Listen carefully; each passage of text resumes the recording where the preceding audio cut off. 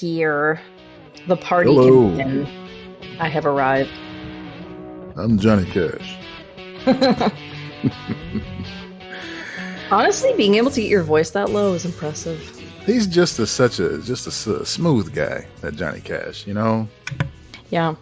Have you seen that? There's been a lot of TikToks about lately that his wife was black. I didn't His see first it. wife. Huh. Yeah, so there's been like a lot of he was always kind of like, you know, pretty for at least for a guy, a white guy of that era, like pretty progressive on racial issues. Okay. And it's like fairly well known now, but it wasn't like as evident then that his first wife was like black and mixed race. Interesting. Yeah. And people were sharing pictures of her, and everyone's like, "How did I not know this?" I actually That's can't so remember her weird. name, so I'm looking up because I looked it up as you Vivian. were talking about it. Yeah. Apparently they had to get some DNA tests to say that she was not, so people would leave them alone. That's pretty interesting. Really? Yeah. Oh, I mean, I shouldn't be perpetuating lies then, I guess. no. I mean, it could still be the case, but you know, there's some, you know, as it's called, passing. You know, there are some people who are passing, Right. for one race or another, and it's just weird that it would be such a thing. You know, well, as you said, it was back then. It was a different time, Mhm. but for him being so progressive, you know, you think he'd just be like, "Yeah, I own it. She is whatever." And I mean, people of Sicilian background, they do kind of look like they could be African American in a lot of cases. You're There's- welcome. That's why I look African American. Is that a fact? Is that really? Is that No, cut that out. Cut that out. Cut that out. Cut that out. Yeah. welcome? I didn't know you were part of the team. There's a wrestler named Taz, and he is a very short, very angry, very dark man. And for a long time, growing up, I thought he was black because he's Sicilian, and he's just got like such a dark olive skin tone, and he carries Oh, wow. himself in such a way. Like really, he's passing. That's exactly what I'm talking about. And I wasn't alone. A lot of other wrestling fans thought he was black too. So when it came out, like, Yeah. no, he's Sicilian. There's no African American or no African descent in him whatsoever.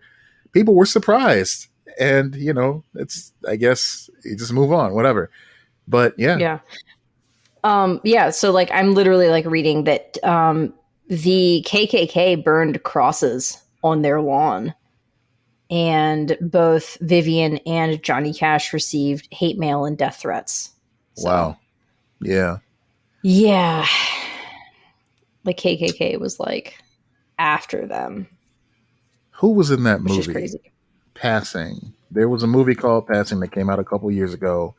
I never saw it, Passing. but it was Let me look about it up. that. It was about that very phenomenon, which is, you know, black women who pass as another race. And I think it starred. Yeah. Okay, yeah. So it had Ruth Negga was in it. Tessa Thompson. Tessa Thompson. Yeah, Mhm. yeah. So, That sounds yes. interesting. I've never heard of this movie. and especially with photography being the way it was back then with the black and white photos, it was very Mhm. difficult to tell. You know, there's pictures of my family from back in that era. Yeah. And it's like, oh, you just look like a white woman in this picture, Grandma. What's going on Now, here?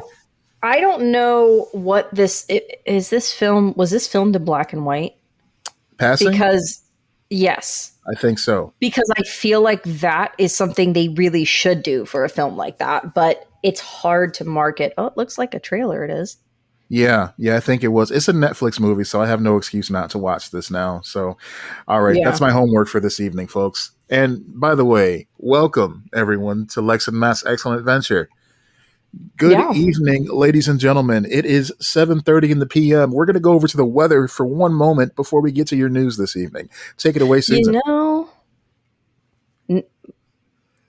who's I don't know. I thought we had a It's not weather me. person. Anyway, Okay.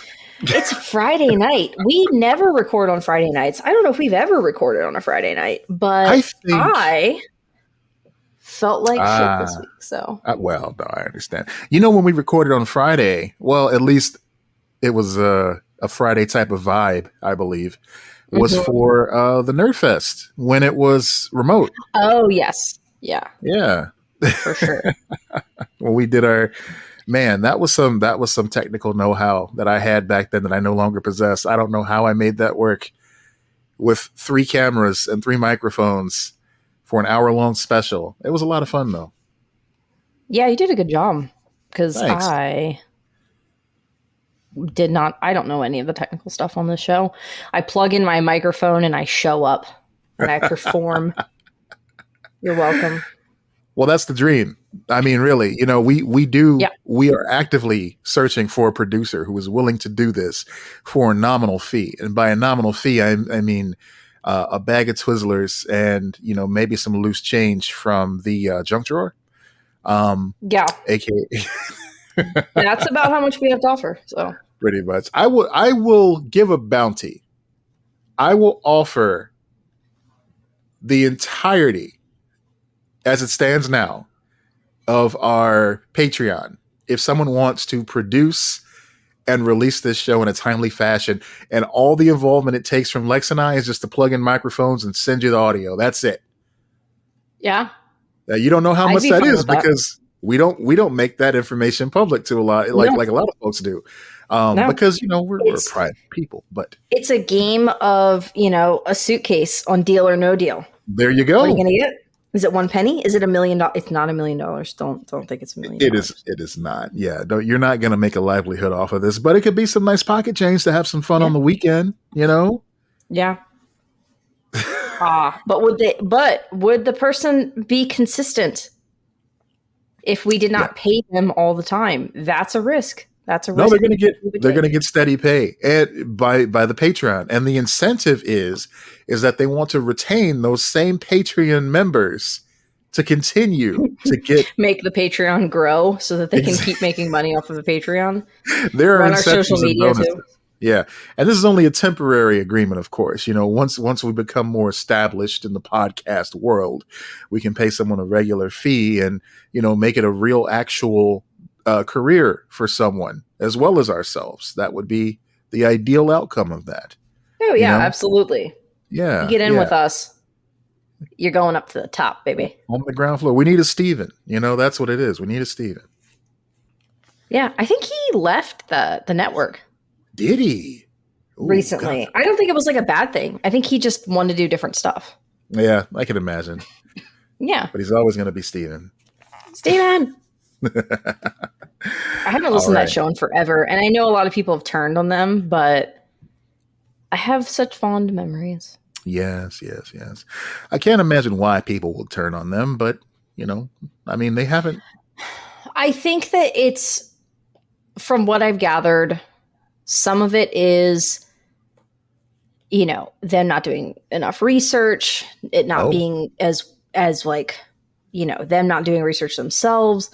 Some of it being like, criticism of like, white women discussing certain issues and crimes. Okay. And then I also think just in general, people are questioning the true crime genre and that surge that it had. I feel like it's dying down a bit. Yeah, that I can see. Yeah. I can see people moving on from that. But they're one of the they were one of the biggest ones, right? So of course they're going to take that hit. Of course. Yeah. But I'm glad it's not like, oh, there's some big controversy. They did something that, affected someone else negatively. I don't think it's one specific thing. Okay. I think it's just like, a lot of little things. I don't know. At least they're not abusers. So. Right. And that's where we're going to leave that topic.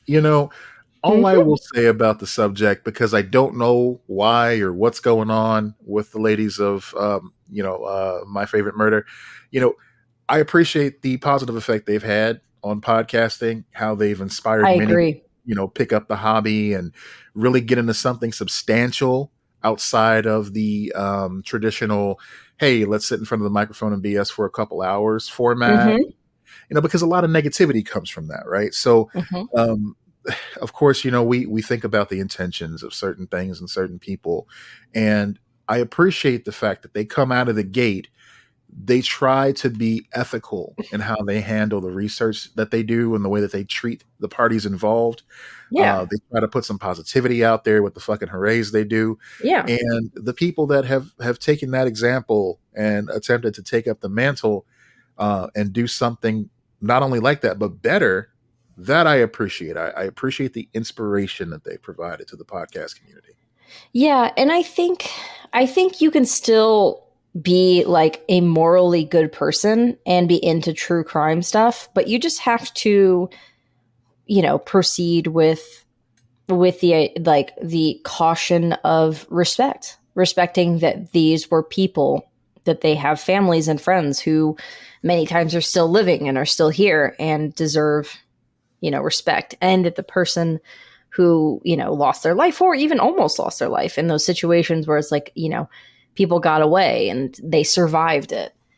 That's true. And you were saying it's been some time since they got started. And if you think about how far they've come, how far, society has come since they got started, because they're not the first type of format to do something like they've done. They're only, one of the most popular examples, the most recent. You go back, you think about Rescue 911, you think about America's Most Wanted, you think about Unsolved Mysteries, that sort of thing.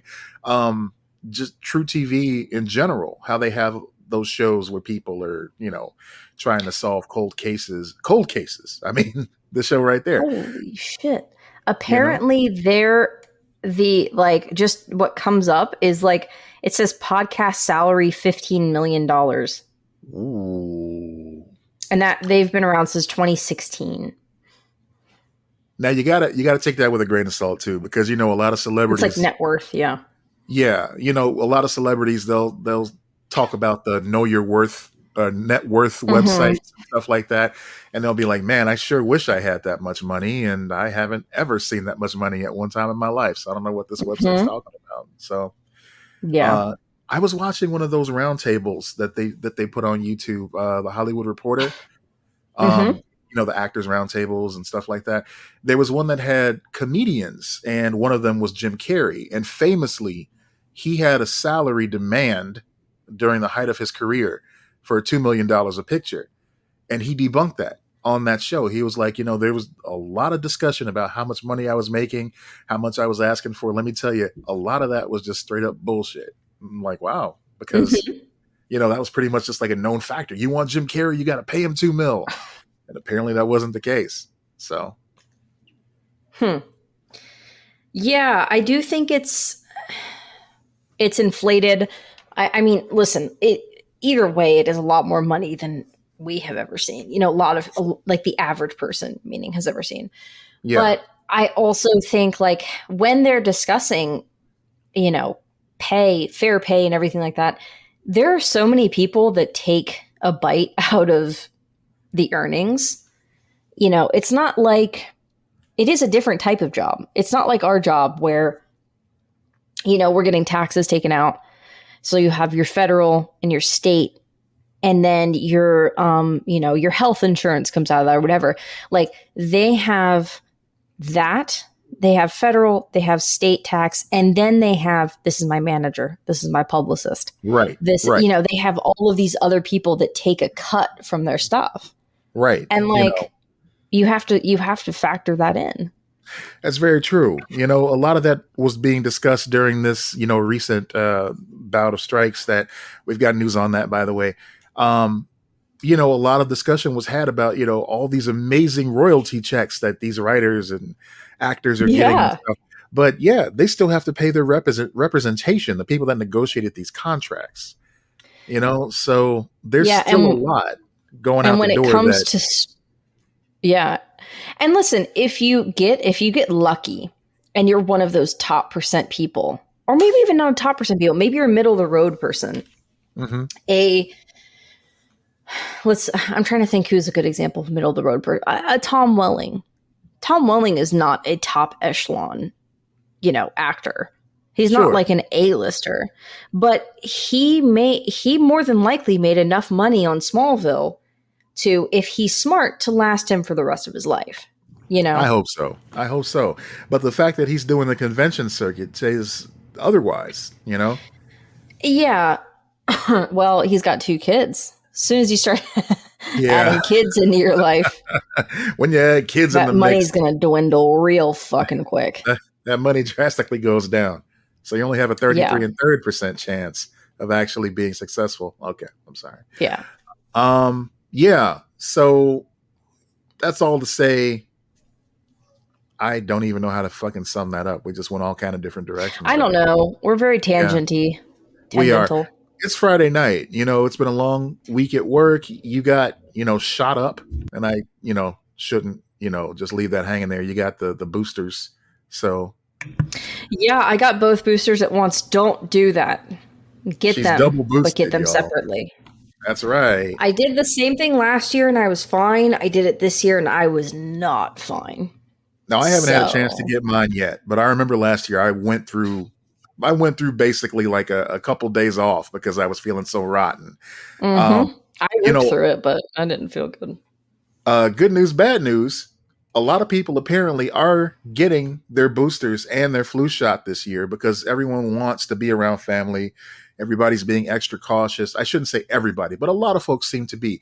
And I say this because the basic facets of the job at your local pharmacy are being taxed to the extreme right now Mhm.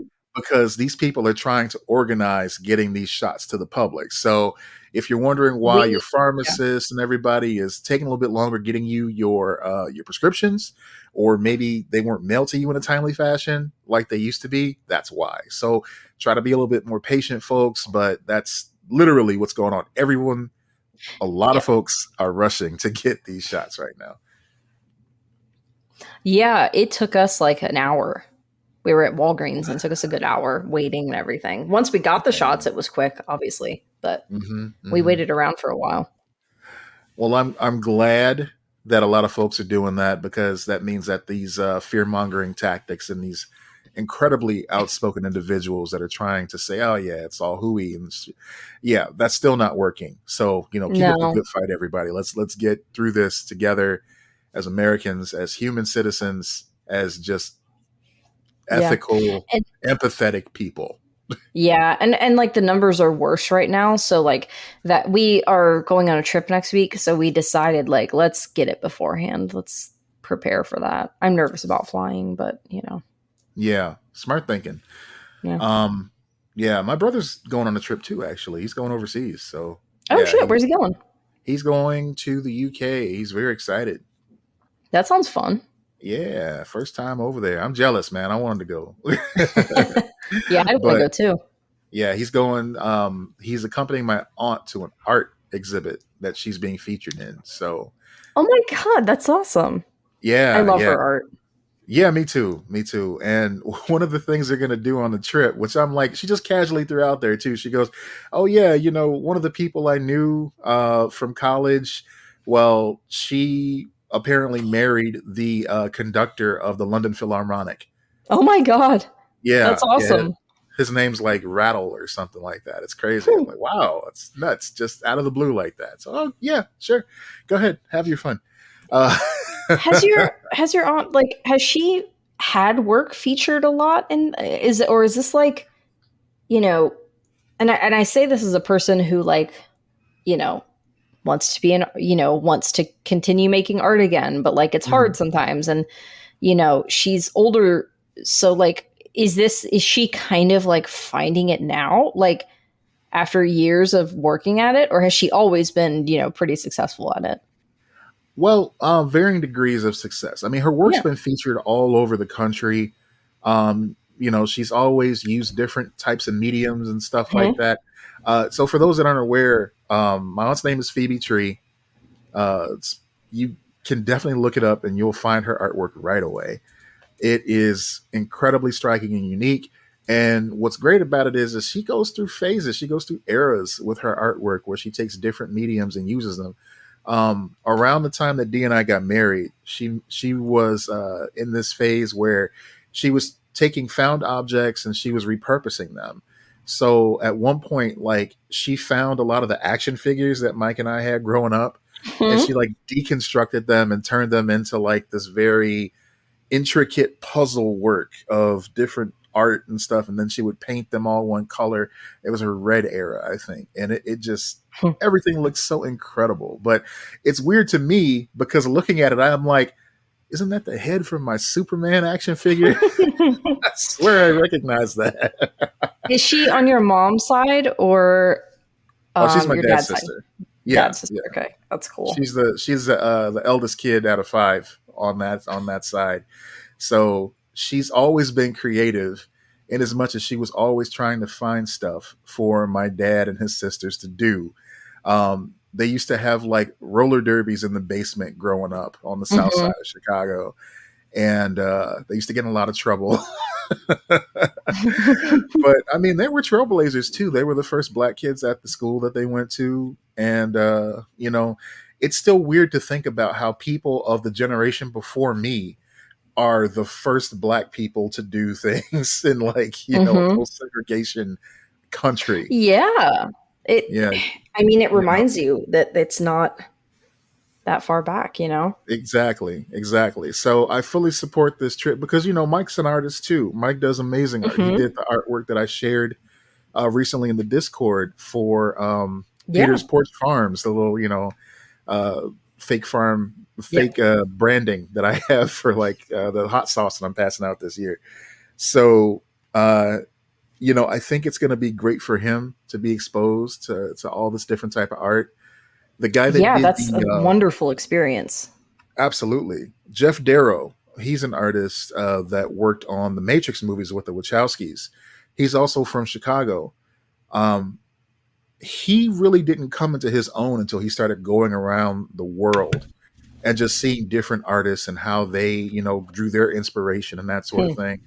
And it wasn't until he met Mobius, one of the most prolific artists that worked for Marvel. He worked on Silver Surfer, that he really developed his own style. And it's like a hyper detailed, super like just crunchy looking art style. It is just so evocative.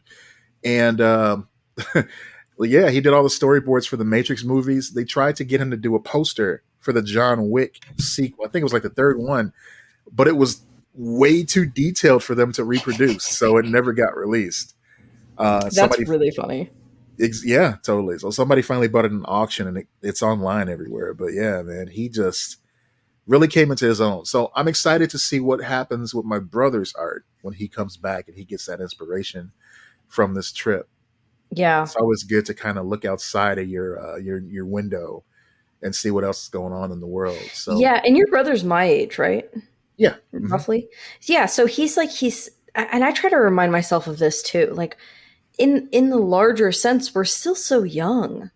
You yeah, know, we're not 20 years old anymore or anything, but like we're still as like full people and artists and everything like that. Like there's still so much to learn and explore and try and. yeah. And I mean that's true for any age. It's never too late to try That's very something true. new. Yeah.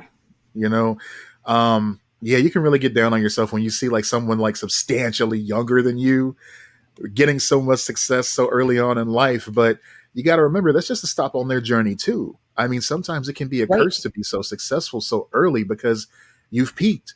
I think Yeah. about some of these stars and just people who've gotten like big awards so early in their career and how it's almost poison for them because with those awards, of course, that commands a higher cost. Your management is going to try to get a higher fee for you when you Mhm. perform. um Well, and a there's lot of that. people don't want to pay it, so you just find yourself out of work. Yeah, and there's that whole like curse of the best supporting actress thing Mm, where a lot of women who win best supporting actress are younger yeah. and they typically have like a stall or end of their career after it.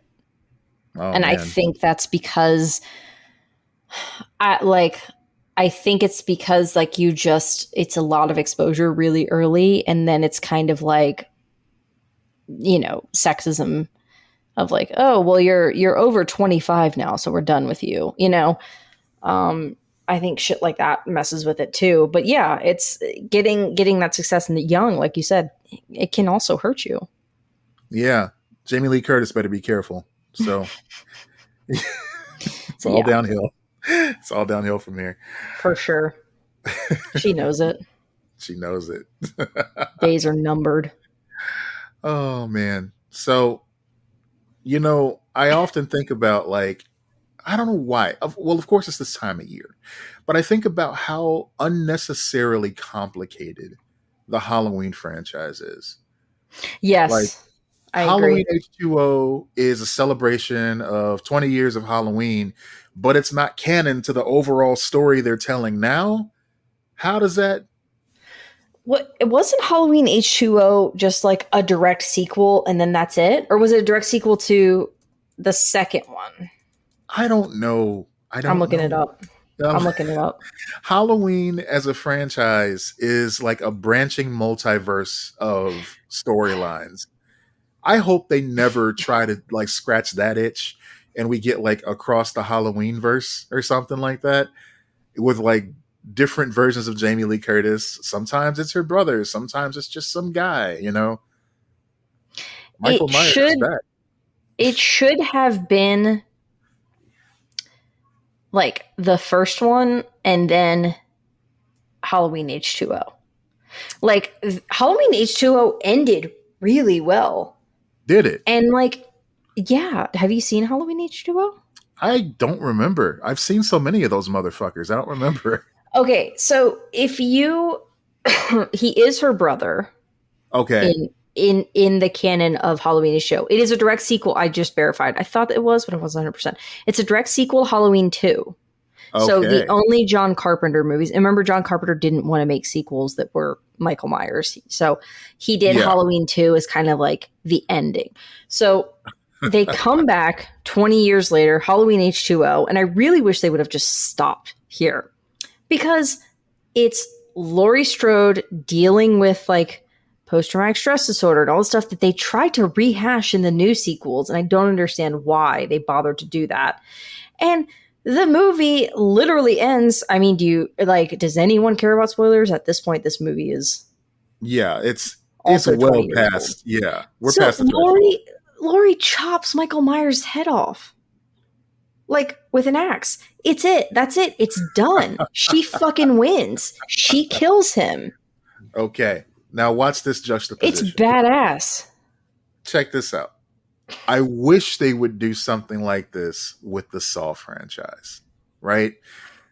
I don't know how many of those you've seen, or if you've seen any past like the first one, because a lot of people Mhm. just were like, "All right, that's enough." Um, but yeah, like, all right, again, spoilers for like what a 15, 16-year-old movie. Right. Jigsaw died, right? Yeah. Dude's gone. He like died in the third movie or something like that. So you're thinking, okay, this must be it. The main villain has Right. died. And it wasn't in a big, gory, ambiguous way. No, he died of natural causes. But then they went on somehow. Somehow Palpatine. Aren't they resurrecting him in the new movie? No, it's still a prequel. Like they went back before he passed away. Oh, okay, gotcha. So that's their MacGuffin. They keep either finding new tapes or new traps by him who he left. Okay, so I think one of them it was like, here's some traps that he'd set up before he died, and then they figured all that shit out. The next one after that, here's someone who was inspired by him who also wanted to do traps, got that squared away, done, right? But then after that, Right. they're like, oh shit, we got all this money, we need to do another one. So it was prequel time, and they started doing prequels. Yeah. Hmm. And here we are. Then they started doing like spin-offs like Jigsaw and Spiral. They got nasty and I didn't like that. Like the first one was great. Like the first one was really fucking good and then I was done, you know? Yeah. I mean, the first one was good because it was so surprising. It was like, all right, yeah, this is supposed to make you uncomfortable by just the gore and how hopeless the situation seems. Just like Toy Story. Yeah, and and and it's pushing, that it's asking those questions about humans and their limits and what they'll do to survive. And there, it was a really, and like, how are you paying for your sins and all that shit. It was a really interesting movie that I think if they did make a sequel, maybe they should have never made a sequel, but if they did it properly, it would have explored that aspect of it more and not just gotten gorier and bigger and like crazier, Yeah, they keep on trying to outdo themselves, and eventually it's just like Mortal Kombat. Like, how many more fatalities can you come up with? Yeah. Apparently 10 more, because they're on 12 now, or 11 or something. But as we approach spooky season, I do think if you're going to watch the Halloween movies, which you should because they're the best, you should watch one. And then you can, if you want to watch any of the sequels, and when I say one, I mean the fucking original.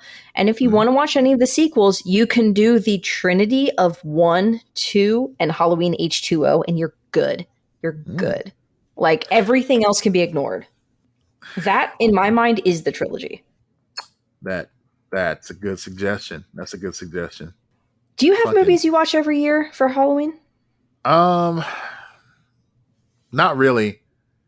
I mean, I know well, whether I'm involved or not in this household, as above, so below is played at some point. Great movie. Whether or not I'm in the room, that's debatable, but it gets played in this home. Yeah. I was going to say Over the Garden Wall, but that's not a spooky thing. That's just a fall thing. That's a fall thing. Yeah. Yeah. That's fall, y'all. I typically watch Scream and Halloween. Those are two, like, my two favorites. Like my absolute favorite horror films. And then in the past, ones that I've constantly like gone back to the well, the original Nightmare on Elm Street, The Exorcist. I'm trying to think of more modern ones, Yeah. That I've seen a lot. No, I'm weird. I like The Ring. I'm weird in as much as like, I love The Ring too. I'm weird in as much as I feel like Nightmare on Elm Street, those movies did what they had to do at the time. Early 80s horror, teens, etc. Great stuff. But I really think the series peaked at New Nightmare. Like, I love that movie. Yeah. No, people do love that one for sure. I know it's divisive, though. I know a lot of people have problems with it, but I just love the fact that it's just like, okay, we're acknowledging that these were movies, and now we're kind of bringing it into the real world. And you're left to wonder, during the film, is it real? Was it inspired by something that really happened? Did he somehow summon this creature into the real world by, featuring it so heavily? That's the type of shit I love. I wish more horror franchises did that sort of thing, Yeah. There was what is that Nightmare? There's a documentary on Nightmare on Elm Street. Have you seen that? I don't think so. So there is a documentary that literally, it came out in 2010. It's called Never Sleep Again. I found it. Okay. Okay. It came out in 2010. This movie is like 5 hours long. Wow. It goes through each film. It's the entire franchise. Apparently, it's on Tubi for free. Okay. By the way, and I'm sure you can find it on YouTube as well. And you can watch it like a TV show. You can watch it in sections. You can stop at certain movies or whatever. That's what I did when I originally watched it. It is fucking fascinating. Like, it's so good.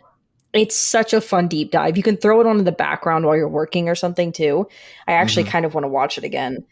It's just, it goes through each movie and it really talks about it. One of the most fascinating things about it, and it leads into like it covers everything except for the remake, because around this time, I think, is when they were making the remake, which I still have never seen. Me neither. But like the second movie is like, I never even like picked up on any of this shit because I was a kid when I saw it. That movie is so gay. Like literally, like incredibly homoerotic. Like on purpose or just kind of by accident? Oh. Yeah, I mean, well, and that's kind of what it's exploring in it. But like, yeah, there was some of it that was on purpose, and there was some of it that was like, oh, I didn't really think of that. Like, it's fascinating. I highly, highly recommend it. I'm actually going to save this so that I can add it to our Discord Freddy's because it Revenge. is on YouTube for free. So I feel like they made an NES game based on that movie. And given that context, that's pretty interesting that they would do something like that. yeah, it is. It is incredibly fascinating, and it was. I think it just went on a DVD box set or something like that. It was never released in theaters or anything. It was too long. It's too niche, Yeah, but I can it's a imagine that. really comprehensive documentary, and I'm really glad that they made it before Wes Craven passed away too. Yeah, yeah. Oh my god. I always forget there was a Nightmare on Elm Street TV show, an Yeah. anthology series. Oh God, what was that called? It was a Nightmare on Elm Street Freddy's Nightmares. Freddy's Nightmares. Yeah, Yeah, that's so that's each a good episode idea was though. Like that introduced by works. Freddy. Yeah, because it's just like Tales from the Crypt, basically. Yeah. I Yeah. could see him going, yeah, fucking Crypt Keeper's got all these stories. I got some too. Pull up a chair, kids. If if you were to make that now for like one of these streaming services, Aha. haha, I think that could be really successful. I think because he is a villain that you can't really defeat because he's in dreams, you could keep that going forever. That's true. That is true. Yeah. I understand why Robert Englund wanted to step down from playing that character. I mean, he'd been doing it his whole career, Yeah. basically. You know, Yeah, by the time he stepped down, it was like 30 years, right? yeah, that's a long time to be wearing plastic makeup and shit. Um, so who took over the role for him in the remake? Because I thought that guy, it was the same dude that played Rorschach from Watchmen. Let me look it up. Nightmare on Elm. I don't think that movie did well at I don't all. think it did either. These 2010. remakes, these horror movie remakes, especially if you have a Jackie character, Earl Haley. yeah, if you have a character as iconic and as closely associated with one actor, Hmm. it's always hard. I mean, they've been through like dozens of guys playing Jason and Leatherface, but Hmm. yeah, Robert Englund is Freddy Krueger. You can't get anybody else to do that. Yeah, because there was a trend there where and oh fuck, I forgot about this. This was actually one of the many remakes of that era that was like produced by Michael Bay. Oh God, So no, his company was responsible for a lot of these. Now, I his thought stank. the Texas Chainsaw Massacre remake was pretty good. Granted, Okay, I haven't seen it since I was a kid. I was a kid when I saw it, so it was scary as fuck. And the worst part about that movie is that there's a documentary on Ed Gein on the DVD, and I learned about Ed Gein and I saw crime scene photos holy in shit! that documentary. I Wow, was a child. you Like were, it was I was it a was baby. it was fucked up. But yeah, Yeah. this is Platinum Dunes is the production company that's Michael Bay and Brad Fuller. And so Platinum Dunes they started with Texas Chainsaw Massacre, Okay. 2003. Then they did the Amityville Horror. Oh That was yeah. another remake. Texas Chainsaw Massacre The Beginning. So they did a sequel. Then they did The Hitcher. The Was that Hitcher. a Was that a remake? Yes, it was a remake. I think Wow. that's one of the movies that Sophia Bush does not claim that she ever did, but she did that movie. The Unborn, which is not a sequel or a remake. Oh, fascinating. Friday the 13th remake. Something called Horseman with Dennis Quaid. How have I never heard of this? I don't know. Either way. So wait a minute. The Yeah. Michael Bay reboot of Texas Chainsaw Massacre in Yes. 2003 was the second version of, well, it was the second start of the lore. But then they went back and remade it again in 2022 without any type of Bay involvement whatsoever. No, that was a different production company, I believe. Yeah, yeah, yeah, yeah. That is intriguing.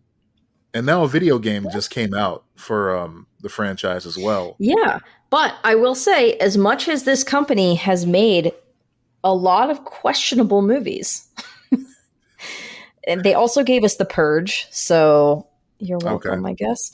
But Varying returns on they those. produced A Quiet Place, so Okay. they have made one good one. I'll give them that, but they're no Blumhouse. Okay. I'll give them that. I will definitely give them No, that. this is a very long list of bad movies. Yes, absolutely. I mean, we're not at like, Atlantic Rim level bad, but it's still pretty bad. Uh, Yeah. What the fuck is Atlantic Rim? Did he ever answer that? Anyway, he Discord did. talk.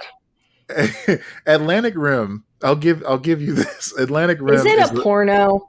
it's a mockbuster. It's one of those movies that Dave Martin and I covered uh, on Digital Dumpster Diving, where we took a Oh movie that yeah. was in the middle of the road. So it's definitely Yep. a knockoff of Pacific Rim, and it's definitely not worth your time. But the Hmm. fact that it exists just makes me so happy that they took the time to make a ripoff of Pacific Rim. Oh god. I'm exploring Blumhouse picture films now because obviously the Wikipedia led me to this. We're Yes. going down a Wikipedia deep dive. Let's do it. Blumhouse. 2010, the first Blumhouse movie of the 2010s. Now, Okay. obviously, their big breakthrough was Paranormal Activity, right? Absolutely. Yes. But but post the breakdown, the breakout of Paranormal Activity, which by the way, I'm very curious if Paranormal Activity films have aged well. I will say I saw the first one and I was like, I don't really get why this is such a big deal. But then the second one was fucking fantastic and it made the first one better. It's Yeah, which is really weird. one of the few times that I thought the sequel was better than the first one and it built upon the lore in such a fantastic way. Yeah. Yeah. All right. So when did that come out? That was 2009. The Yes. first one came out. But before that, they didn't really have anything that really hit too well. Nothing's really No. jumping out at me either. It looks like they No. they tried to do some films that were a little serious. They tried to do some comedies. I don't think they knew what they wanted to do. I think Yeah. they were just a production company funding smaller films by artists that they liked. Uh-huh. And Paranormal Activity is one of those that which is the type of movie you want to fund. It's very good. For Um, sure. and then in 2010 they went, let's make Tooth Fairy. Wait, is it Tooth Fairy or is it it's Tooth Fairy starring Dwayne the Rock It's Johnson? Tooth Awesome. Fairy starring Dwayne the Rock Johnson, produced Because by Jason Blum. there have been a plethora of Tooth Fairy themed horror movies, as you know. Yes. But no, this is the one with the Rock. I love No, it. and then they were like, oh no, oh no, oh no, we're trapped. So then they do Paranormal Activity 2, followed by Insidious, Paranormal Activity 3. Okay, They do were on a couple roll. of other small films, but then they get into 2012. They make Sinister. Oh my god, have you seen Sinister? I don't think I've seen Sinister. Okay, well, Matthew, Sinister needs to go on your list for Halloween because Kayla introduced me to this Wow. movie and it's fucking fantastic. It's Okay, now really, really good. I'm gonna ask Dee about this Did you see The after the Black podcast. Phone? And, oh yes, absolutely, love that. That was really good. Okay, same writer director. Oh, Like the same writer and then the same director. They work together. They like Mhm. working together. And this was a movie they did before that. So this is what I like about the horror genre, right? Because you can go down a rabbit hole and you can find all these different things to check out, things you may or may not enjoy. But mostly you'll find things that you'll find some value in, right? So I like Yeah. this. I like The Black Phone. I want to see more by this creator. It reminds me of kind of how you get somebody in the comic books. You give some suggestions of some Yeah. general books, and it's like, oh, did you like this one? Did you like this one? Well, here's another one written by this guy, or here's one that's kind of the same vibe as this. And I mean, that's kind of how people got into And- comics, with Invincible and Walking Dead and that sort of thing. Mhm. And Like- Ethan Hawke is also in Sinister. So Gotcha. that's a Okay. really Yeah.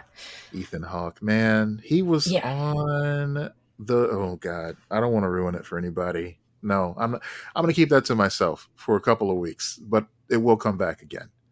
Okay. One of my favorite shows is wrapping up, but he was on there. I'll leave that Easter egg here, and then we'll revisit Interesting. it in a couple of weeks once people forget. Yes. That's interesting. Oh, that's a movie I haven't seen. There's some other Blumhouse movies in here that I'm like, oh, I should watch that because it has like, you know, people that I like and everything in it. 2012's The Baby Maker, an American comedy starring Paul Schneider and Olivia Munn. Yeah, that one. Yeah, that one. That one directed by the Broken Lizard guys. Man, There's a The Invisible Man, the yeah, 2020, which I feel like was kind of lost because then you know, the listen, fucking pandemic started like the month that after. that That movie, movie was good. it had no business being as good as it was. And I know we've It talked was about it on so here before. good. Trust me, if you're looking for something for spooky season or just, what, a Friday night, Hmm. fuck a spooky season movie. That movie is good. It's not just like, oh, it's good Yes. for a horror flick. It's good. No, Like it's just a legit. good movie. But it's Yes. a perfect example of how you should make a remake or a new iteration of a story that's been told maybe a dozen times, which Yeah. is make it modern and socially like a part of our times, and also just tell a good human story, Right. and that will make it good no matter what you're trying to do. But like in this case, it made it horrifying. Like every woman can watch that movie and see bits of like, oh my god, like this is the scariest thing ever, but it feels so real. So let's talk about the 2017 on the same topic. Yeah. Let's talk about the 2017 Blumhouse Productions film Happy Death Day. Happy Death Day. I never saw it, and you know why? No. Because it was repeating things over and over again, wasn't it? It falls into your Groundhog Day. It was a Groundhog Day. I saw the trailer for it and I went, absolutely not. Sorry. Okay. Yeah, it is Groundhog Day meets Scream as it's described. So yeah, that makes Yeah, perfect and sense. people love that movie, and they've made sequels to it. I don't know how many sequels, but They made one. They made one sequel, and that sequel completely broke the lore altogether. that I think sucks. that if you were forced to watch both of those films, I think that you would appreciate the sequel more because it does a good job of shitting on the first one so well Okay. Yeah. that you would be like, you know what? Yeah, that's right. Fuck that movie. And fuck these people. So thank you, sequel, for doing that. But the Did reason I Blum? bring it up, Oh, go ahead. Yes. the Go. reason I bring it up, it's written by Scott Lobdell. And it's funny because Scott Oh. Lobdell is someone who comic fans are probably familiar with. Mhm. He was one of the primary writers of the X-Men books in the 90s. He Oh, yeah. was the He's one legendary. he was behind Generation X, that team Mhm. that had Jubilee and all kind of other characters on there. Yeah, Scott Lobdell, he's a big name in the X-Men books, and he decided to write Happy Death Day to varying returns there. So interesting. I mean, it worked out for him. It did. He got a sequel out of it. Yeah. Oh, I've always wanted to see, and I didn't realize that they produced this. The movie Creep. I see that they produced at least Creep 2. That's Oh, like a super indie movie made by the Duplass brothers. okay. Yeah. Hmm. Oh God, do you remember the movie Split? No. The M. Night Shyamalan. Oh God, yes. Okay, you refreshed my memory. Yes. Yes. Yeah. So that movie looked creepy, and people were like, "Oh, okay, this is interesting. Oh, it's M. Night Shyamalan." And then you go into it, and you're like, "Holy fuck! This movie is like a prequel or sequel or whatever to Unbreakable." That was Right. wild. Sorry, I spoiled I it for you. If you no, you're better off knowing that going in and then just immediately forgetting it after the movie is done. On its own, Split is a good movie. I would say I enjoyed Split. Yeah, you know what sucks What's that? is that he made 2/3 of a great trilogy. He did. Unbreakable is one of my If ever, favorites. If ever there was an M. Night Shyamalan thing, it said he couldn't stick the landing. I feel like Samuel L. Jackson deserves better. And I think he needs to understand that he deserves better.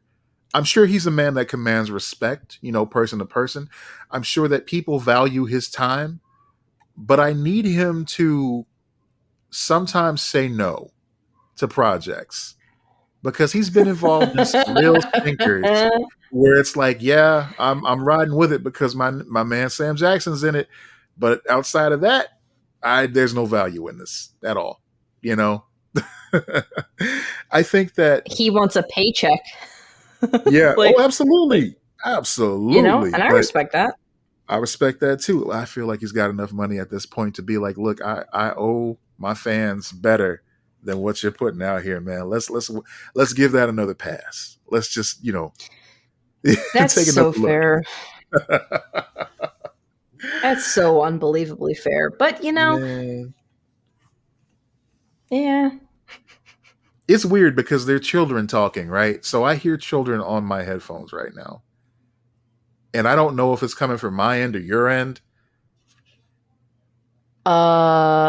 Shouldn't be from my end.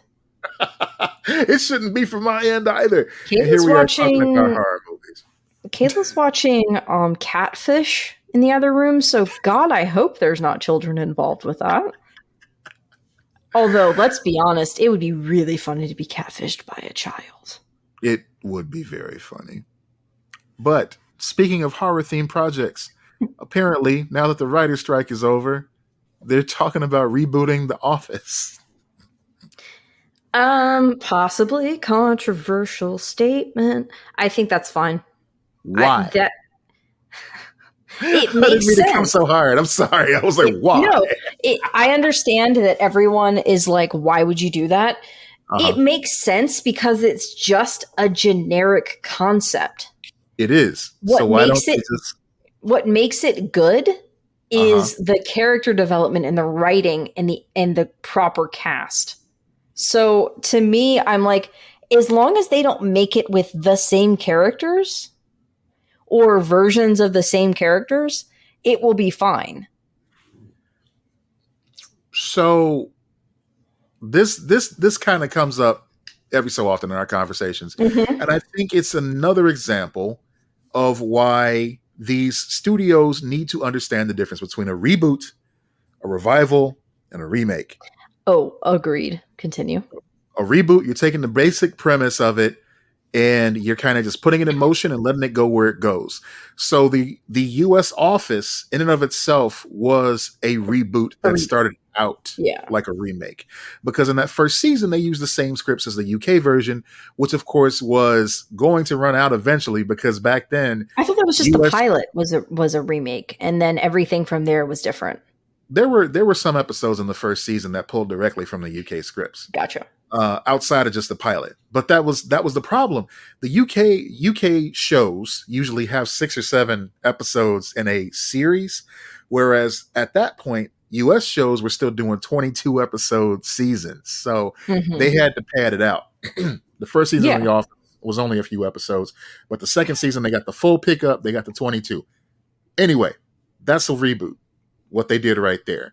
A remake is basically when you're taking the same story elements play by play with different actors, maybe different directors, maybe a little bit of a different twist on it, but it's the same basic story elements. I can't think of a good example of a remake right now, but I'm sure we can if we're given time. And then the revival is when you take the same story and characters from the original version and you just pick up where you left off. A good example of this is the upcoming Frasier revival. Yeah. So they could easily do that, and it might be the best course of action to do that with Dunder Mifflin. Oh yeah. Yeah. And I don't think Rainn Wilson would ever want to come back. So maybe they have like his character be like retired now or whatever, and then like they have a new boss. But then like I feel like they could get back fucking Stanley, and like have a couple of those characters that are like they're going to be there until they're done. Basically, yeah. And You have know, them be the gap, like bridge the gap. right. You know, they could finally have found a second source of income outside of just paper to make Hmm. them more, valuable in the modern world. Yeah. And they could have regained the prominence they had as Dunder Mifflin early on in the series. And you can have characters like, the intern and Jesus Christ, all these kids. It's so strange. Okay. You can have characters like Phyllis and Kevin even like Hmm. go off and work for other branches or become management or something Hmm. like that for their own respective branches, and then guest star on the show every now and then. Hell, even Michael, wherever he ended up with Holly, you can have Hmm. him run a branch where he is. But they're not going to do that. They're going to try to remake it, and it's going to be watered down. I don't know. So they are. So it is like a remake, as in they're gonna have like same characters and. Well, according to the article in the on Okay. Vulture.com, they say Greg Daniels, the creator of the U.S. version of The Office, is currently set to do a reboot. Little is known beyond the fact of its existence, so best believe we have questions. And it seems like they're asking all the questions that we have right here. Yeah. Yeah. I don't know. I have no expectations. There's a chance I won't even watch it. But, you know, Yeah, whatever. something like that, I You would never definitely let know. simmer for a little while before even trying to invest some time in it. I'd probably check out the Well, first episode. Uh, you know, if it's okay, I'll like let a season stack up and then check in on it later. I felt like that How I Met Your Father, which Oh, was kind of a revival sequel because the previous stuff all still happened, and they sometimes interacted with, I know that Robin and Barney both showed up on that show within the yeah. first two seasons. So like that show I thought was really good, and it kind of fixed some of the things that were not good about, or that have aged poorly about, the original. um Right. it's not the original. You're never going, like, that show was just like anything that's successful. Why is it successful? It's lightning in a bottle. I don't know. But, Hmm. you know, I thought it did a good job, but like it got canceled. Two seasons. So it's hard Yeah. to even get into shows that you think are doing a good job with something that's kind of difficult to tackle. Okay. Yeah. It's on my end. There's some kids in the courtyard like fighting with swords and shit. Real swords? I hope. Uh, this problem's going to be solved very quickly. Chicago, everybody. Oh my Uh, god, that's funny. no, it is kind of it. Okay. All right. The anti curmudgeonly part of me says that it's great to hear kids outside having a good time at 8 p.m. at night On a Friday. without worrying about anything on a Friday. That's Yeah, a good vibe. I like that. That's good. Good for them. Not good for podcast recording, but that's okay. that's okay. It adds flavor to the show. Yeah. So you're kind of meh-ish on The Office, and I'm Yeah. kind of like on the low end of meh. I'm like meh. Yeah, and by that I will say, like, I mean this reboot or prequel, or what, it's prequel or sequel, whatever they're gonna do. Yeah, I'm whatever about it. If it turns out to be good, cool. If it doesn't, I don't care. You know. Yeah, But I also very much believe in taking that road of, and we've talked about this type of theme before, but like they can't take away what I already have. that's right. I love the original show, and you can't take it away from me, I took it and ran. Goodbye. And they're except still doing for those. physical copy. We need our physical copies, guys, because they are taking Yeah, it away from that. they are. Yeah. They just wrapped up a mini series in the Adventure Time universe that Hmm. only aired on Max, and I'm concerned that we'll never see a physical release of it Yeah. because it's a cartoon. It's a very, at this point, niche cartoon. I feel like they're going to chalk it up to a loss, and then they're going to scrub it from the platform, and that makes me sad. Yeah, I mean, I have that concern about a lot of things too. Like one of my, we revisited Hill House and Midnight Mass. Yeah. And, both of the Hill House seasons are released on like a Blu-ray. So like they do have physical copies of that. There's actually like a 2-pack type of situation you can get, but like there's no physical copy of Midnight Mass. And I'm like, Hmm. but that's like one of my favorite shows. What the fuck am I supposed to do? I really like, I want to own that. Yeah, yeah, and that kind of, unfortunately, it ties into another story that just came out today. I mean, it's been discussed for the past several weeks now, but it's official. Disney Plus is cracking down on password sharing. Yeah. Bold Um, of you to and assume just I even have Disney Plus. Fuck you, Disney Plus. Jesus.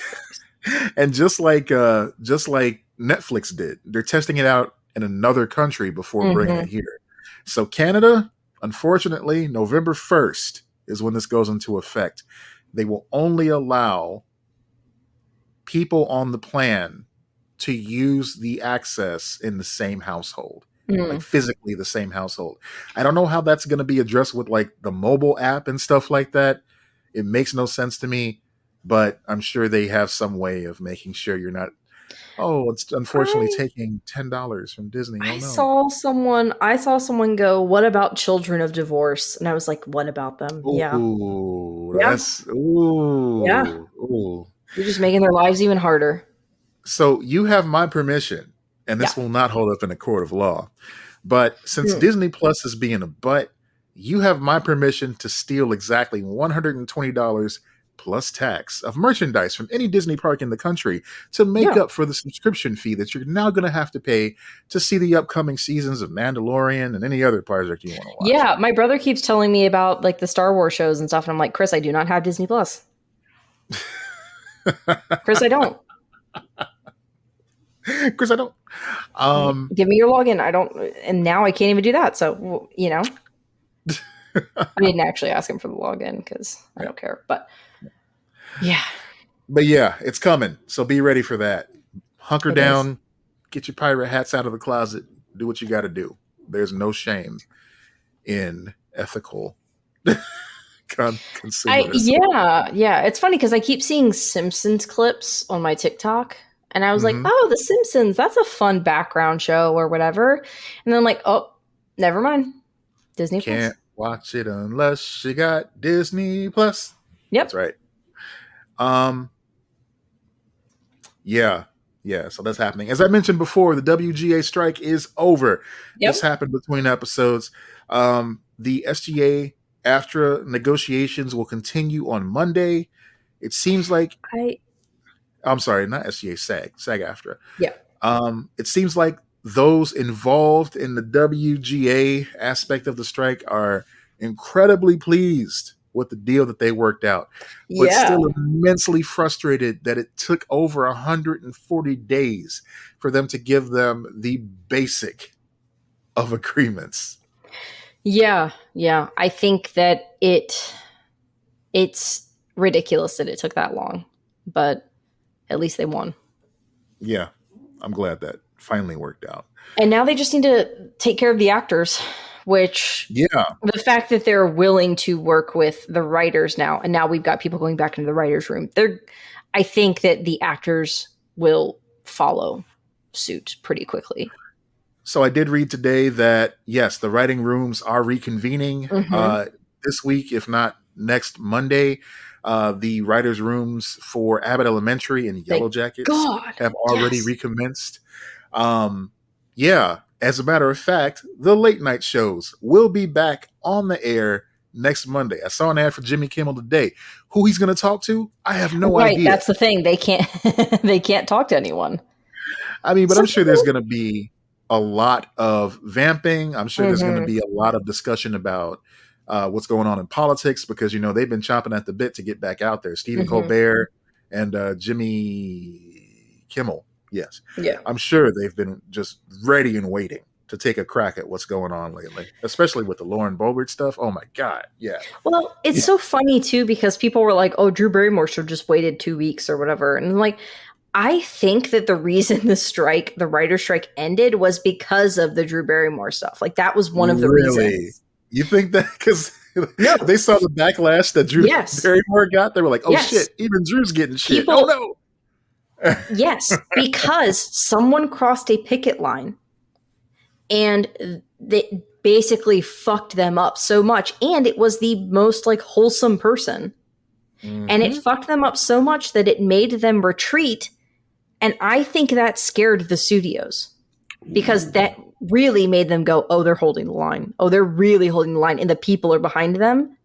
And that didn't click before. I mean, I'm sure it was clicking as they're losing money every single day. Right. Because, but it is because this union was so strong and held her accountable.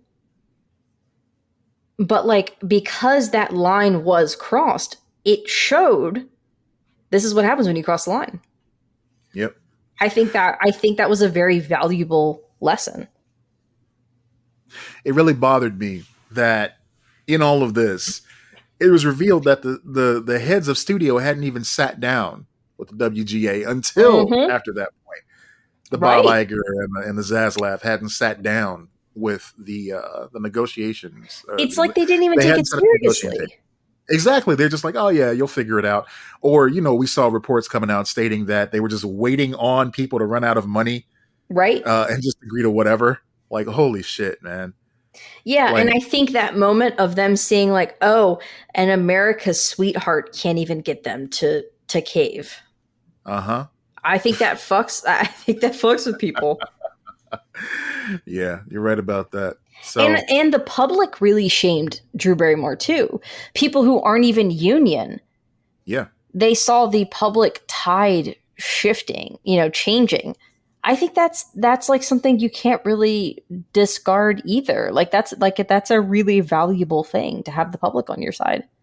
Now, your original statement when you reacted to this made it seem like Drew Barrymore was the hero here. Like, Oh oh no, my no, God, no. That's not what I she meant. did it, everybody. She got all Hell that no. No, no, backlash. no, no, no. Drew She became Barrymore's activated. mistake proved to be an important lesson. Like, let's And hear it for people were Drew. and people were making jokes. They're like, she's so stupid. She did this. And I'm like, yeah, but like because she made a mistake and then properly retracted and learned a lesson Yeah. in the Yeah. public eye, that's And like to be fair, valuable too. I'm sure there was no shortage of people that reached out to her and just said, hey, look, this is what we have to say. This is what we're going with. But, please don't feel like, you're a horrible person. You made a mistake, all that shit. I'm sure people reached out to her independently and privately and expressed those sentiments to her. I saw a lot of writers saying like she did a good job of retracting finally. Mhm. And actually listening. So I'm hoping that and it's funny because it is a classic Drew Barrymore fashion that she just had to learn a hard lesson in the public eye Yeah. and that she Yeah. becomes an example for others by learning that lesson in the public eye. Oh, you're right. That's totally a Drew Barrymore staple. Absolutely. It is. That's part of her. That's also one of the reasons why we love her, right? Because she's not perfect, because she fucks up. But at the end of the day, I do think she is a genuinely good person who tries to learn from those mistakes. Yes. Lessons like don't do drugs and don't show your boobs to David Letterman on television. Yeah. Mm-hmm. Yep. Yep. I mean, or do. I'm not your boss. I don't know. Yeah. You do you, girl. Yeah. Except don't cross that picket line. Don't do that. Don't you cross that line. Don't cross that line. Man. Yeah. So that's what's going on there. Congratulations to the people that held through and held out. Big thanks to those who supported them. And I mean, what's great about this, what came out of it is it was endlessly reported on throughout the media. And it inspired a lot of people. Again, with the inspiration, it inspired a lot of other parties to unionize and really get what they deserve. It's happening with, and I'm not saying it's strictly because of the writer's strike, but you can't deny that the theme of the summer has been unionize, unionization and all that, just getting on the same page and getting what you deserve because, things aren't getting cheaper. Things aren't getting more affordable out here. I mean, There's and the got companies are upset about that. And I'm like, well, if you just treated people decently and weren't so fucking greedy, then that wouldn't happen. exactly. In a perfect So world, you don't need unions, but you here know, we are. yep. Yeah. I see they're even trying to get some like young entrepreneurs out there to go on television and say things like, oh yeah, we don't need child labor laws anymore. We want to get out there and do our fair share. That's a really weird fucking thing that I've noticed. And it's It's because scary.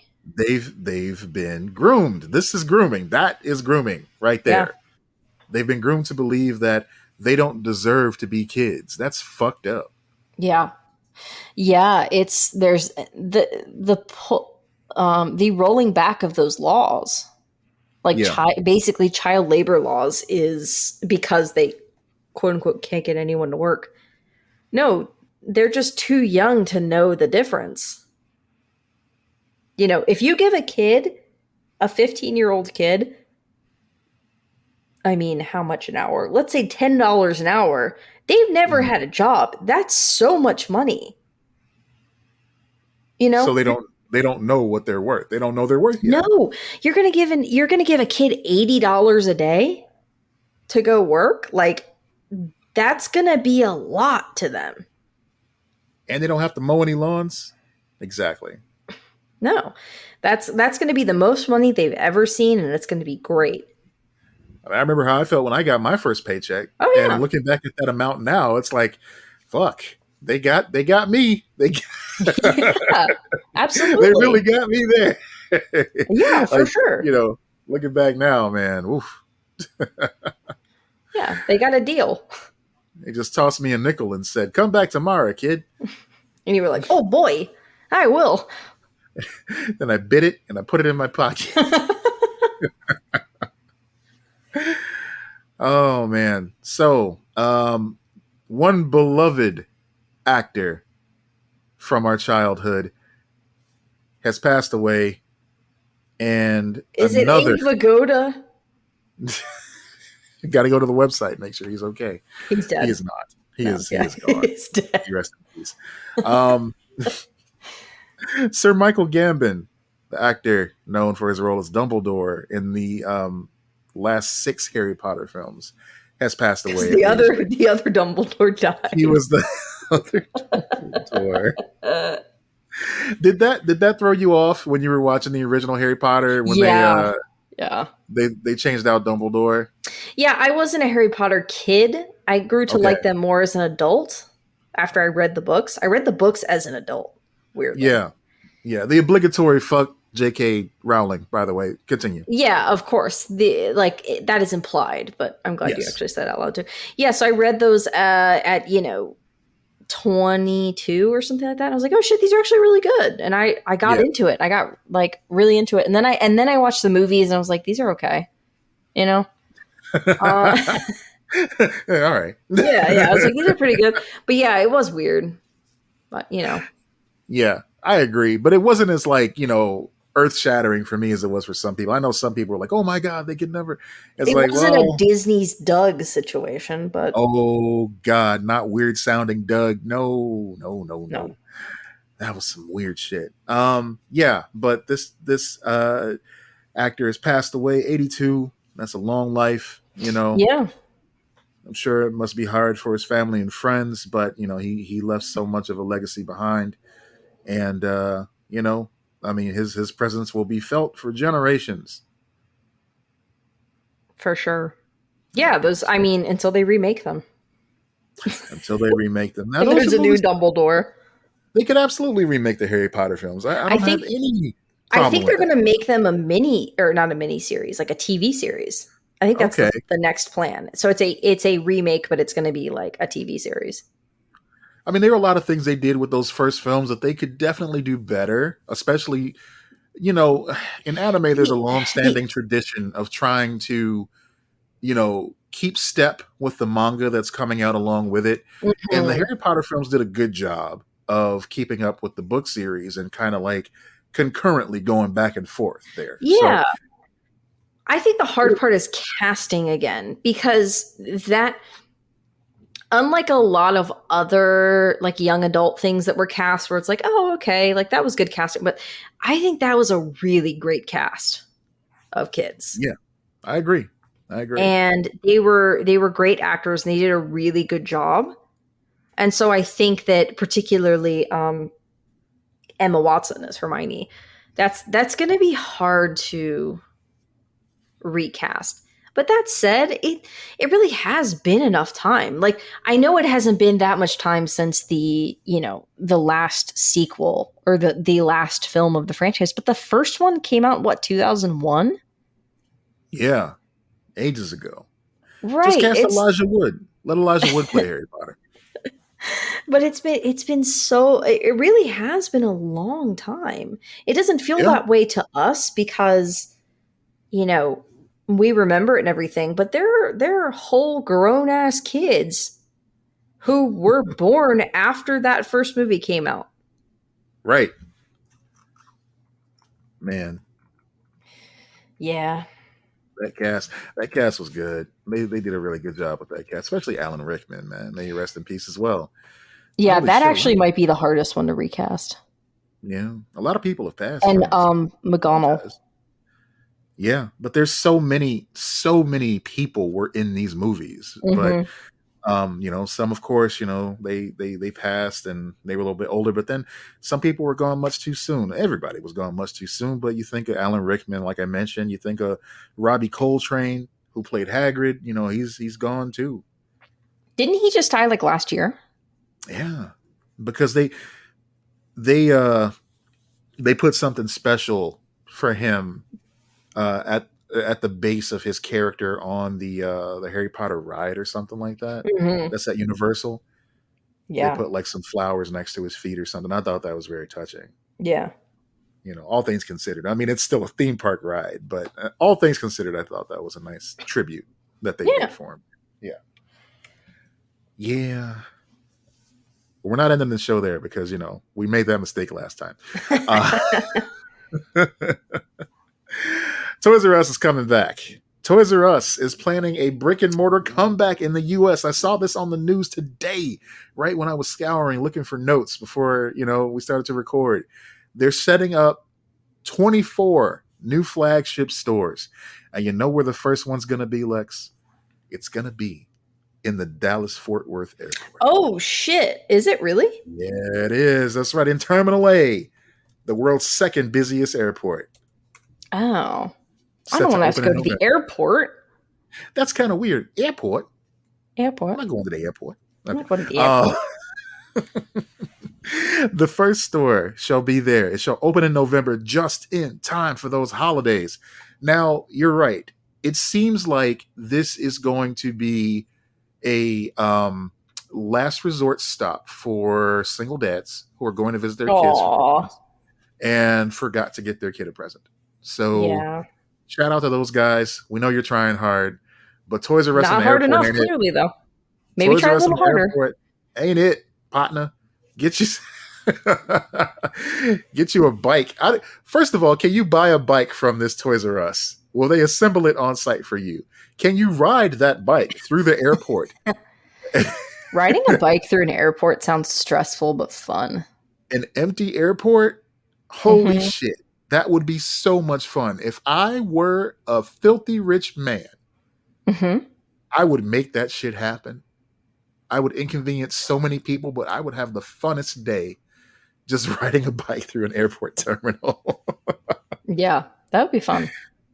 But this doctor has to get to this very important heart transplant. I'm sorry. I've got to Hand do off some the tricks. hand off the heart to me. I'll get it to the gate. Give it a rock. Let's go. Put it in my backpack. I'm ready. Turn on the Less Than Jake. I'm about to do some tricks Yeah. off of these rails. Let's go. Spell Yeah. out skate.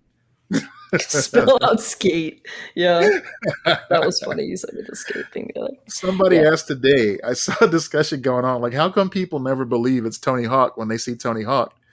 And I'm like, well, because to most people of a certain age, Tony Hawk is basically a fictional character in the video game. He Right. doesn't really exist as a skateboarder, a professional skateboarder. He's a character. He's like Mickey Mouse. He just looks like a guy, too. Yeah, You know? He looks like a guy. He he doesn't looks like have a particularly distinguishing feature about him or anything, you know? that's true. I That's like to true. think that I would recognize him I upon like to seeing think that him, too. but I also could see myself going, is that Tony Hawk or is that just Dave? You know? I wonder if there's ever someone who is just like sincerely anticipating getting on an airplane in California somewhere and just hoping beyond hope that they have an encounter with Tony Hawk. Oh, I'm So they can sure. finally buck the trend. They're looking for skateboards, looking for somebody with just, a skinny profile, like, oh my God, is it Tony Hawk? And it's totally not him. And some poor guy's getting harassed. Yeah. I don't know. Well, I was going to talk about how Chevy Chase is a curmudgeon, but that's not news. Everybody knows that. Yeah, it's not news. I saw that Mark Maron had him on the podcast, and I was like, nah, not today. He's doing a live show in Chicago to celebrate like some National Lampoon Christmas anniversary. And Okay. I'm like, why? Why, man? Those movies Were those exist. You can watch those movies. John You don't have Hughes? to feel- They're John Hughes movies, technically. So I guess because they're John Hughes, it's going to be Chicago. Yeah, I guess so. Chicago theater, Yeah. if you care about that sort of thing. I hear tickets are cheap. So if you feel like dealing with Chevy Chase and friends, whatever that means, go check them out. Chevy Don't Chase be doesn't have disappointed. friends. The friends was in quotes, okay? I don't know. Yeah. But yeah. Chevy Chase and the cast of Friends. They don't like him either. No, but him and Matthew Perry probably would get along. Oh yeah, because they're both assholes. But at least Matthew Perry is competent enough to realize he's an asshole at this point of his life. Chevy's not there. Yeah, he is. He is. Or is he one of those guys that quote unquote realizes he's an asshole? The Dan Harmon of it all. I see. Mm-hmm. Okay. Those guys are scarier in my opinion. The guys who try to market themselves as an asshole, kind of like a wife guy. The guys who go, God, I'm such an asshole. I'm sorry. Such an asshole. And then they keep being an asshole. Mm-hmm. Like, what are you doing to fix that? Just admitting it. That's enough, isn't it? Admitting it is the first step. Wait, no, I'm not going to do the other steps though. You just don't go past you don't go past the first step. That's it. Watch my show. I did that part. That's enough. Yeah. At least Mark Maron puts in the work. I didn't know his reputation when he was this asshole, but he talks about it so much and atones for it so often with people that I just kind of believe that narrative. I mean, he has no reason to lie about it. It's not like a successful brand or anything. But yeah, the way that it's funny because I never would have thought Mark Maron was a good dude. He doesn't give me like he's an abuser or anything like that vibes, but I feel like if I met him, I would hate him. Yeah, I like listening, and that said, I think he does. I think he's great at interviewing people. Like I think he's got some great podcasting, but there's nothing about him that makes me think he's a good dude. Yeah, even his own show didn't paint him in a positive light. No. I think he is someone who tries a lot of the times, but it's not quite enough. I admire that. Yeah. I do admire it. Makes perfect sense, but I still admire that because if you're not trying, then you're not doing anything, and that's worse. That's much worse. Yeah, and I firmly believe by now we probably would have heard something about him if he was like currently an asshole. So I think he's smart enough to have learned from that, and he's sober now, so that helps. It's kind of serendipitous for him too, because the person who he claims he was the asshole to the most turned out to be an even bigger asshole. Which was who? Which was what's his friend's name? Jesus Christ, Louis C.K. Oh yeah, because their feud was like the news for a while. especially because they I both had actually shows. don't really know about that. I don't know a lot. Apparently, I don't know a lot about the Mark Maron lore. Okay, so when he first started doing his, this version of his show and everything Mm-hmm. after the radio show, which he also talks about all the time, he Mm-hmm. kind of misses that, I guess. Uh, one of his biggest self-admitted regrets was that he burned the friendship bridge between him and Louis. Okay. And it was because he was so jealous of the success that Louis was achieving at the time. Okay. And so when Maron showed up on the FX show, Louis' FX show, it was kind of a surprise to everybody because, folks thought they were feuding. And on the show, he was the big muckety muck and Louis was jealous of him. So at that point, I believe that's when they put like a joint podcast episode out or something. It was just a very long episode of them just kind of hashing things out and talking and kind of addressing conversations they'd had where they made up and stuff like that and things that went wrong and how they fixed it, that sort of thing. And they still weren't like back to normal, but progress had been made and everybody was happy because these two guys, they worked it out. Everything's going well. But then the other shoe dropped and we found out what we did about Louis C.K. And it turned out the guy that pissed off the asshole was a bigger asshole. Yeah. Yeah. Like, and that's when you go, well, Mark Maron wasn't wrong, I guess. Right. Like if he just said, I got a feeling about this guy, I don't trust him. Yeah. Eventually he would have been right. Just That's like always an interesting thing about comedians. Like there was this one Australian comedian or something like that I saw that it was like publicly talking about Russell Brand and has been for years. And he's like the only one that has gone on the record about him. Oh, yeah. Yeah. And I'm like, oh, shit. Like, good for him. You're right. I mean, it's a lot like Chris Rock. There was a lot of stuff about him a decade ago about how he paid off this woman who, was talking about how he cheated on his wife with her and stuff like that and got her pregnant. Chris Rock sent somebody after her, not like in a nefarious way, but not in a murderous way. Like someone to very aggressively convince her to drop what she was doing, trying to defame him or quote unquote trying to defame him. And it kind of went away. But now, because he's in the news again so often, it's coming back up. Yeah. He can't pay enough money to make that story go away. And I'm glad that it's coming up. I'm glad that it's being discussed because, after the slap incident, a lot was done to make him look like a saint, in a lot of people's eyes. People are complicated, obviously. And he's not a great dude. He's not a good person. That was wild. Anyway, that's how we're ending the show. Yeah. This was a long one. It was. Thanks for sticking with us. Yeah.